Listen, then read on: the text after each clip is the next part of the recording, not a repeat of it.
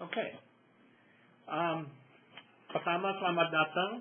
Saya namanya John Wee. Saya publisher dari majalah Kabari dan saya juga ada beberapa usaha di Amerika termasuk real estate, asuransi, sama mortgage, sama real estate investment. Oke. Roni Budiatama akan memberi seminar tentang bagaimana beli rumah, regular sale, short sale, dan bank owned property. Oke. Roni bisa berbahasa Indonesia dan sudah lumayan kerjasama dengan saya. Roni lulus dari San Francisco State University, majoring in computer science tahun 2005, tinggal di New York dan pindah ke San Francisco sejak tahun 1959. Untuk sekarang, Roni adalah anggota dari San Francisco, California, dan National Association of Realtors. Roni juga invest real estate di San Francisco. Meskipun Roni graduate dari computer science, his passion adalah real estate investasi dan mencarikan investasi real estate untuk orang lain.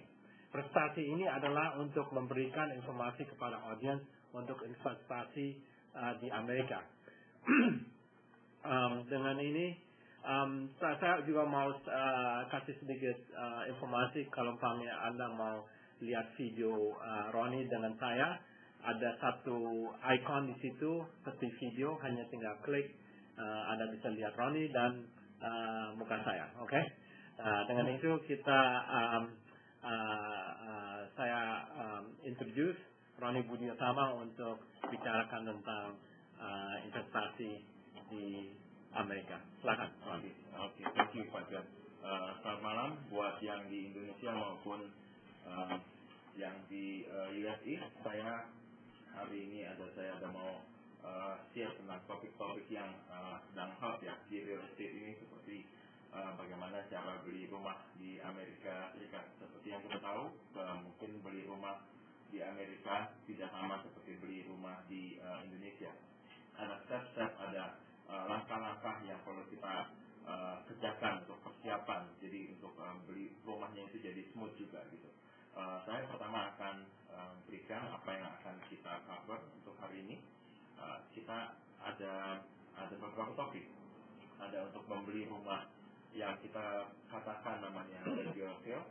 Ada juga kita ada yang di sini katakan bilang bahwa itu short sale property, dan juga yang dinamakan oleh bank loan. Dan pada saat terakhir saya akan wrap up dengan bagaimana perbedaan pembeliannya melalui regular sale, short sale, ataupun bank owned properties. Pertama saya akan mulai dengan sedikit memberikan update mengenai yang real estate market. Sekarang ini kalau dulu itu kita pembelian rumah hanya satu, penjual ke pembeli dan itu saja. Tapi karena belakangan 2, 3 tahun, 4 tahun belakangan ini kita lihat banyak sekali ada foreclosure, rumah yang orang tidak mampu bayar kembali ke bank dan bank mungkin menjual, dan kita melihat ada istilah yang baru dalam penjualan dan pembelian real estate. Pertama yang kita mungkin sudah paham itu mengenai regular sale. Jadi regular sale ini transaksi yang biasa di mana ada satu pihak penjual dan pihak pembeli, dan penjual akan menjual langsung kepada pembeli, baik dengan ada bandara real estate agent maupun bisa langsung. Yang kedua itu kita ada dinamakan short sale property. Saya rasa ini satu term yang baru yang kita lihat dan sangat populer 3 tahun atau 4 tahun belakangan ini. Short sale di mana penjual akan menjual rumahnya kepada pembeli dan harus melalui persetujuan oleh bank. Jadi penjual bisa menyetujui penawaran, dan juga pihak bank yang mempunyai pinjaman di rumah itu juga harus memberikan persetujuan. Yang ketiga ada yang dinamakan oleh bank owned property atau REO. Ini adalah di mana bank yang dia menerima kembali rumah yang tidak bisa dibayar, yang di foreclosure, dan akan dijual kepada pembeli melalui real estate agent. Yang keempat adalah auction atau trustee sale. Jadi ini seperti foreclosure, dan di mana pihak penjual melakukan penjualan kembali ke publik dengan cara auction atau construction sale.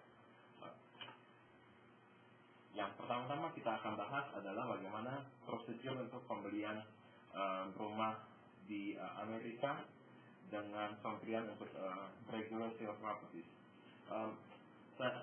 Proses-prosesnya untuk pembelian rumah di Amerika di antara tiga yang jenis-jenis properti yang ada saat ini kebanyakan sama, hanya dalam yang sangat perbedaannya adalah dalam waktu timeline atau waktu untuk escrow-nya. Saya akan beri penjelasan yang sangat detail. Untuk ini adalah timeline untuk pembelian regular sale properties. Pada saat pertama, kita akan, kalau saya sudah misalkan ketemu dengan klien,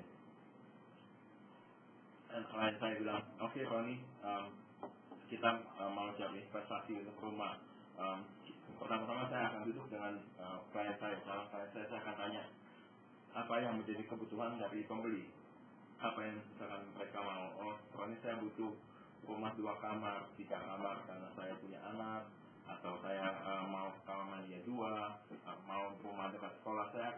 Ini adalah proses yang sangat penting di mana saya jadi bisa tahu apa yang diinginkan oleh pembeli, dan itu akan mempermudah untuk kita pencarian rumahnya, karena saya akan memfokuskan apa yang rumah-rumah yang saya lihat akan fokuskan kepada apa yang menjadi keinginan pembeli.